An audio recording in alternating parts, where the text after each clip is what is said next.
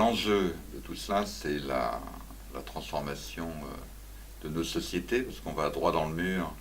On le sait au plan climatique, avec le risque très important qui risque de menacer notre biodiversité si les tendances actuelles se poursuivent, avec une hausse potentielle de 4 degrés centigrades de la température au plan international, avec le risque sécuritaire dans lequel on est déjà complètement impliqué un peu partout dans le monde, avec le risque de laisser aux générations futures un monde difficilement vivable, impropre à la vie normale. Donc les périls sont là, et le développement durable vise à surmonter ces périls, ou en tout cas à les prévenir, et à créer des politiques, des projets, des actions qui visent à rétablir l'équilibre général des choses. Le concept de développement durable, qui a à peu près une trentaine d'années, qui est une traduction plus ou moins bonne, plus ou moins jolie de Sustainable Development, qui renvoie au rapport Brundtland, qui a encore une fois une trentaine d'années, en fait recouvre trois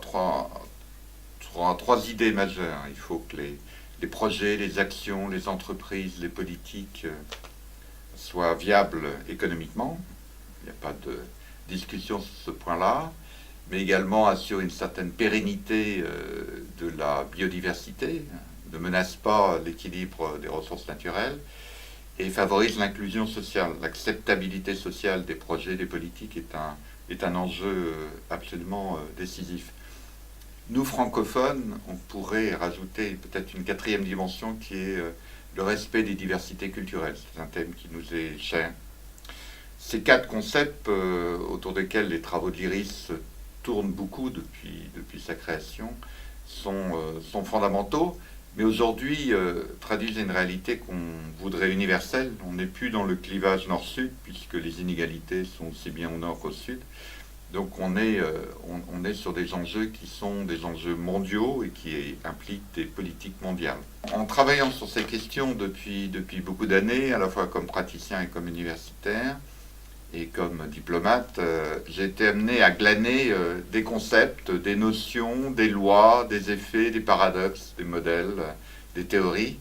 J'en ai trouvé à peu près 750. Je crois que j'ai à peu près fait le tour de la question.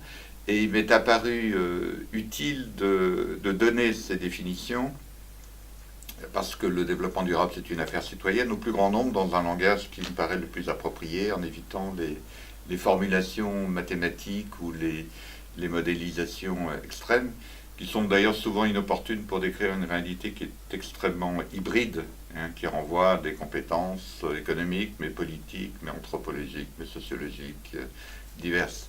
Voilà, donc c'était cet objectif que de donner au public, et au public le plus large possible, des outils de compréhension, principalement cette année 2015, qui est, je dirais, l'année du développement durable, avec un certain nombre d'événements majeurs.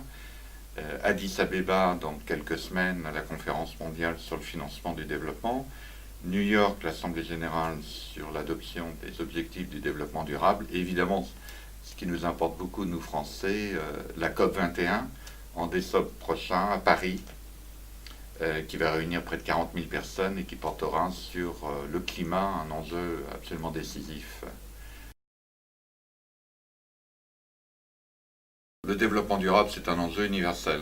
On n'est plus dans cette distinction nord-sud qui a dominé dans l'analyse des politiques internationales, et notamment des politiques de développement. Il y avait des politiques pour les pays du Nord, des politiques différentes pour les pays du Sud.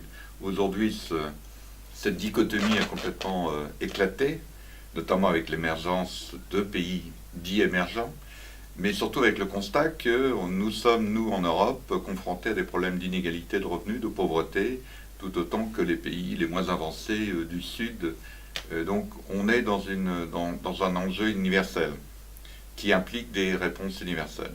C'est pour ça que cette question de développement durable relève d'abord des Nations Unies, qui est l'instance la plus pertinente pour traiter.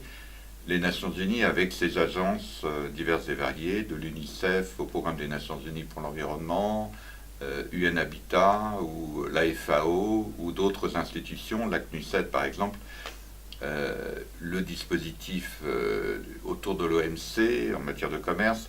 Donc c'est un enjeu universel qui implique des réponses universelles par des institutions qui ont cette vocation universelle. Alors déjà, beaucoup est fait, hein.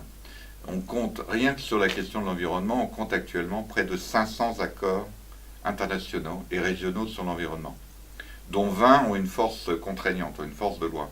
Donc on est déjà dans un dispositif qu'il faut probablement dynamiser, rationaliser, auquel il faut donner un nouveau souffle probablement pour faire valoir ses préoccupations autour du développement durable.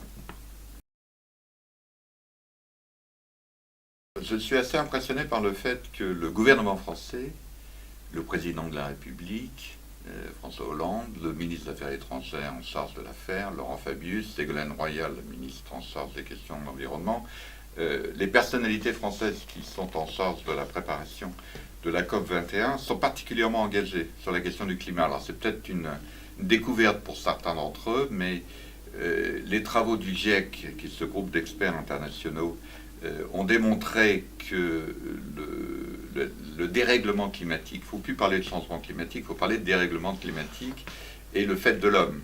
Je pense qu'il y a très peu de contestations. Il y a encore quelques individus qui, pour des raisons purement médiatiques, essayent de défendre une thèse inverse, mais que le dérèglement climatique est le fait de l'homme et que ses conséquences, son impact sur l'avenir de la planète va être décisif. Je pense qu'il y a cette conviction unanime.